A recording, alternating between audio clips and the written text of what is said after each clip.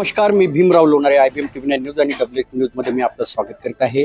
यावेळी मी Nagpur press club परिसरामध्ये आहे आणि बहुजन समाज पक्षाच्या वतीने पत्रकार परिषद घेण्यात आली।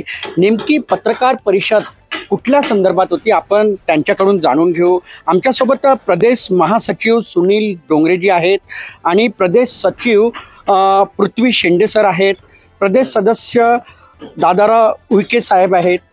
सर्वप्रथम मी प्रदेश सचिव पृथ्वी शेंडे सरांकडे येतोय। काय सांगाल, लोकसभा निवडणुका आता अवघ्या काही दिवसावरच आहेत, काय भूमिका आहे पक्षाची? बहुजन समाज पार्टी ने जाति तोड़ो समाज जोड़ो इस अंतर्गत माननीय बहन जी ने हमको 14 दिसंबर 2023 को विदर्भ जोन का इंचार्ज बनाया। उसमें एडवोकेट सुनील डोंगरे साहब, दादाराव जी उईके, मैं स्वयं, हम लोगों को 12 लोकसभा की जिम्मेदारी दी गई है। इस जिम्मेदारी के तहत हम लोगों ने पूरे 12 लोकसभा में जड़गांव रावेल तक हम लोगों ने वहाँ पर बहुजन समाज जाति तोड़ो समाज जोड़ो के अंतर्गत रैली का आयोजन किया। साथ साथ में जिला कमेटी और विधानसभा कमेटी को हमने आदेश दिया कि आप लोग सेक्टर तक जाओ। मेरे हिसाब से पूरे 12 लोकसभा में 72 विधानसभा है, उसमें उस विधानसभा में हम लोगों ने विधानसभा तक विधानसभा सेक्टर और बूथ का संगठन 25,000 बूथ का संगठन बनाया। और हम चाहते हैं बहुजन समाज में दबे कुचले लोग फुले छाऊ अम्बेडकरवाद इस देश में बढ़ाने के लिए कोई भी बहुजन समाज का आदमी बहुजन समाज पार्टी की तरफ से हाथी पर लड़ सकता है। ये हम लोगों ने उनको बताया है। और आने वाले समय में मान्यवर कांचीराम साहब के जयंती के उपलक्ष्य में पूरे 12 लोकसभा में 12 जिला के अंदर कांचीराम साहब का जन्म उत्सव मनाया जा रहा है। और हमारे तरफ आज के तारीख में 70 से 80 उम्मीदवार, बड़े बड़े नाम है शहर के अंदर, लोकसभा के अंदर, जिले के अंदर वर्धा, गोंदिया, भंडारा, अमरावती, जितने भी जिले 12 जिले, वहाँ पर बड़े बड़े नामी चेहरे, नागपुर में भी नामी चेहरे हमारे तरफ आवेदन के लिए आए हैं। हम लोग उस पर मंथन कर रहे हैं। आने वाले समय में 15 के बाद आपको बताया जाएगा, उनका उस नामी लोगों का आपको नाम बताया जाएगा, उजागर किया जाएगा, आपके सामने हो। एक प्रश्न असा आहे की बहुजन समाज पक्षाने आजपर्यंतचा इतिहास आहे की त्यांनी महाराष्ट्रामध्ये कुणासोबत गठबंधन केलेलं नाही, परंतु आता अशी परिस्थिती निर्माण झालेली आहे की एक इंडिया अलायन्स असं झालेलं आहे। काय वाटतंय तुम्हाला की जर गठबंधन झालं तर काय भूमिका काय आहे तुमची गठबंधनासंदर्भात? हम बहन जी का जो आदेश है वो हमारे पास सर्वोपरि आदेश है। बहन जी जो चाहेंगी वो कर सकती है, हम उनके फॉलोअर है, कार्यकर्ता है। लेकिन पूरे देश का हम चित्र देखते हैं, चित्र में एक बात सामने आती है जब उत्तर प्रदेश और बाकी स्टेट में हम लोगों ने युति की है, युति में हमको नजर आया कि हमारे वोट ट्रांसफर होते हैं, लेकिन दूसरे पार्टी के वोट हमको ट्रांसफर नहीं होते। भारत देश में 18 स्टेट में हमने MLA MP चुनकर लाए हैं, 40 से ज़्यादा हम लोगों ने खासदार चुनकर लाए और 350 से ज़्यादा हम लोगों ने पूरे भारत में अलग अलग स्टेट में MLA चुनकर लाए। लेकिन युति में हमको 2-4 बार हमारी युति हुई, युति में हमको ज़्यादा नुकसान हुआ और हमारे बलबूते पर हमने चुनाव लड़ा था, हमको फायदा हुआ। अरे बहन जी भी ये चाहती होंगी वो वही उत्तर दे सकते। महाराष्ट्रामध्ये बहुजन समाजांवर अनेक अन्याय होत आहे, पण तरी सुद्धा बहुजन समाज पक्ष हा रस्त्यावर उतरलेला दिसत नाही। ज्याप्रमाणे आक्रमक व्हायला पाहिजे तसं दिसत नाही, काय कारण आहे नेमकं? फक्त निवडणुकी काळामध्ये समोर येतोय? ऐसा नहीं है। 8 तारीख को पूरे देश में पूरे विश्व में जागतिक दिन मनाया गया है। 9 तारीख को रेशमबाग के सुरेश भट्ट सभागृह में एक राजपूत नाम की महिला उनको कुचलकर उनकी हत्या हो गई है। आयोजक जो लोग थे और कई महिला वहाँ पर घायल हो गई है। ये प्रशासकीय कार्यक्रम होना चाहिए था, लेकिन भारतीय जनता पार्टी कभी 5 किलो 10 किलो चावल का लालच बताती है और गरीबों को लालच बताती है। और अभी जो कार्यक्रम हुआ भट्ट सभागृह में वो कुचल गई। मैं मांग करता हूँ कि आप लोग ऐसे लालची किस्म के लोगों को लालच न करते हुए आप लोग स्वयं के भरोसे फुले छाऊ अम्बेडकरवाद विचारधारा के आधार पर अपने बलबूते पर अपनी सरकार बनाए तो न्याय मिल सकता है। मैं अपील करना चाहता हूँ कि उस परिवार को 50 लाख रुपए मिले, उनके घर के लोगों को नौकरी मिले। उईके साहेब, तुम्ही हे सांगा की आता निवडणुका आहे, लोकसभेच्या निवडणुका आहे आणि स्वबळावर लढण्याचा निर्णय महाराष्ट्रामध्ये बहुजन समाज पक्षाने केलेला आहे. परंतु मतांचे जे ध्रुवीकरण होत आहे, मत विभागणी होत जे आहे, काय वाटतंय तुम्हाला? परम आदरणीय बहीणजी आहे ते आमच्या सर्वोच्च नेते आहेत. त्यांनी सांगितलेलं आहे की हे गठबंधन असो की ते गठबंधन असो, त्यामध्ये आपण प्रत्येक वेळेस कुठेही युती केली तर आपल्याला नुकसानच झालेलं आहे. कारण आपलं मत त्यांना ट्रान्सफर होते बहिणजीच्या आदेशानुसार, परंतु त्यांचं मत आपल्याकडे ट्रान्सफर होत नाही. दुसरी गोष्ट, आपला राष्ट्रीय पक्ष आहे. आपला राष्ट्रीय पक्ष असल्यामुळं आपण त्यांनी न बोलावताही त्यांच्यासोबत युती करायला कसं जायचं, हा एक महत्त्वाचा मुद्दा आहे. कारण आतापर्यंत जे इंडी गठबंधन तुम्ही म्हणता त्याच्यामध्ये बहिणजीला कुठेही आमंत्रण नव्हतं. मग एवढ्या मोठ्या राष्ट्रीय नेत्यांनी स्वतःहून त्यांच्या मागं, म्हणजे मग ते कसं होईल की आपले काही नेते आहेत RPIचे वगैरे, आपण नाव नाही घेऊ, पण त्यांच्यासारखं पाठीमागं जाऊन गठबंधन करतो बा म्हणा. बहुजन पक्षांनी तरी एकत्र यायला पाहिजे ना, ही लढाई आता एक. हो सर, बहुजन पक्षांनी एकत्र यायला पाहिजे. आम्ही त्यांचं स्वागतच करू कधी पण. ते जर एकत्र यायला तयार असले तर आम्ही स्वागत करू शकतो. प्रकाश आंबेडकर साहेबांसंदर्भात तुमचं काय मत आहे? ते त्यांची वंचित बहुजन आघाडी आहे, ते गठबंधनासाठी प्रयत्न करत आहे. इकडे जे महायुतीचं वगैरे काय जे आहे त्याच्यासाठी ते प्रयत्न करत आहे. आम्ही मागच्या वेळेस त्यांना म्हटलं होतं की आमच्यासोबत गठबंधन करा, परंतु त्यांनी त्याची दखल घेतली नाही.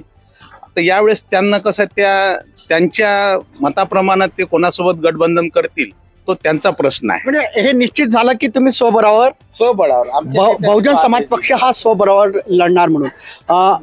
काय सांगाल तुम्ही? कसं स्वबळावर लढणार आहात तुम्ही महाराष्ट्रामध्ये?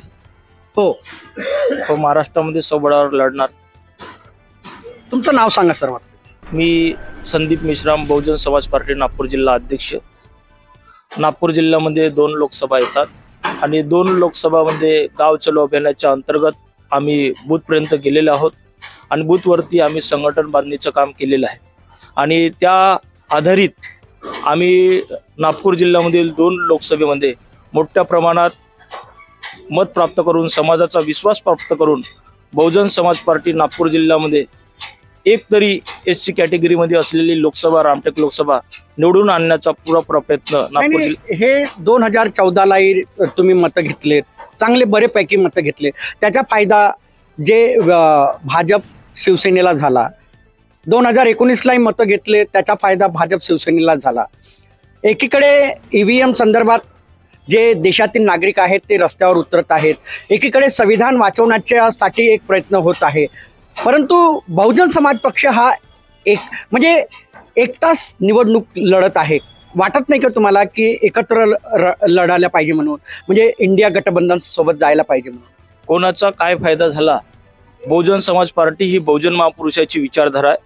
ज्या विचारधारेने आम्हाला मान, सन्मान, शिक्षण, आरक्षण, स्वाभिमान दिला, तो स्वाभिमानी पक्ष म्हणून बहुजन समाज पार्टी आहे.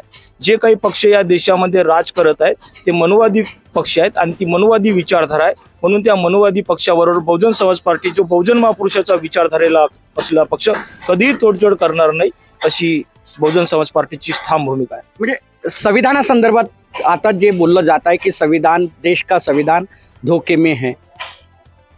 संविधान, बहुजन समाज पार्टी संविधानाने दिले मूलभूत अधिकार सर्वसामान्य जनतेला मिळावं यासाठी बहुजन समाज पार्टी या देशामध्ये परम आदरणीय बहीण कुमारी मायावतीची खंबीरपणे त्यांचं नेतृत्व करत आहेत. तुमचं काय मत आहे यावर? एक जुने कार्यकर्ता आहात तुम्ही.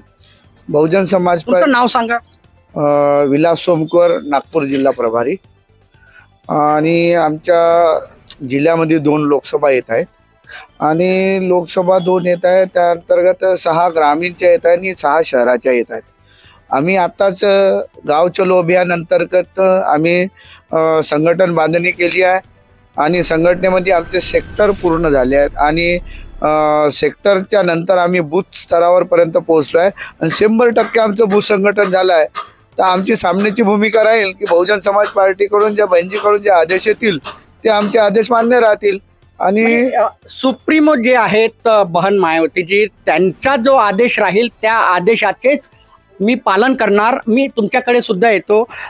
तुमचं नाव सांगा. मी प्रकाश गजबी आहे, नागपूर शहर अध्यक्ष बहुजन समाज पार्टी.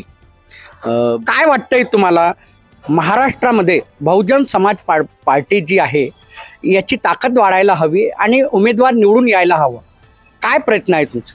आमचा पूर्ण असा प्रयत्न आहे की आम्ही जे सेक्टर आणि बूथ मजबूत करत आहोत, जसं गाव चलो अभियान अंतर्गत आम्ही सेक्टर आणि बूथची खूप मोठ्या प्रमाणात बांधणी केलेली आहे. त्या आधारावरच आम्ही आमचे मतं वाढवू आणि आमच्या उमेदवारांना जिंकण्याची संधी देऊ.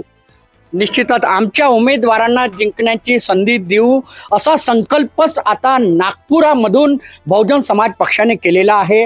तुमचं नाव सांगा. मी ॲडव्होकेट सुनील डोंगरे. काय सांगाल तुम्ही? कशाच्या संदर्भात? लोकसभा निवडणुका आहेत आणि बहुजन समाज पक्ष हा स्वबळावर लढत आहे. हर इलेक्शन जो होता है वो बहुजन समाज पार्टी के लिए एक आंदोलन होता है और हम अब आंदोलन को चलाने के लिए ये मूवमेंट की एक दिशा के तहत हम लोग इलेक्शन लड़ते हैं. हम महापुरुषों की विचारधारा को सफल करने के लिए अभी तक जितने भी इलेक्शंस हुए वो लड़े हैं. अब जहाँ तक लोकसभा का सवाल है, इसके पहले भी हमारे लोकसभा के अंतर्गत हमारे मेंबर्स रहे हैं, इसके बाद भी रहेंगे. बहन जी जो भी हमें आदेश देगी, आज के तारीख में कल ही बहन जी का ट्वीट आया है. बहन जी ने कहा है दिल्ली चलो अपने दम पर चलो, और हम इस देश की तीसरी राष्ट्रीय पार्टी हैं. हमें युति या इस चीज़ों के बारे में जो भी निर्णय होगा वो बहन जी लेगी. बहन जी ने जो आदेश दिए हैं कि आज हमें चलना है दिल्ली, तो अपने पैरों के ऊपर चलना है. हमारा संगठन मजबूत है. हम इस देश की तीसरी सबसे बड़ी राष्ट्रीय पार्टी हैं और मानवतावादी विचारधारा को आगे ले जाने वाली इस देश की सबसे बड़ी नंबर 1 पार्टी है.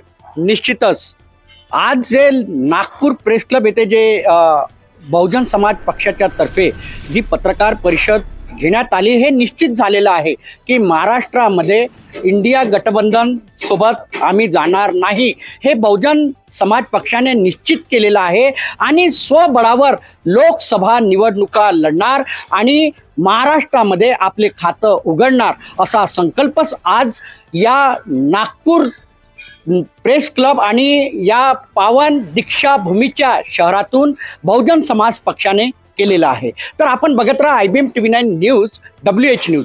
आमच्या चॅनलला लाईक करा, सबस्क्राईब करा, आयकॉन बेल बटन दाबण्यात विसरू नका. धन्यवाद. नमस्कार. जय भीम.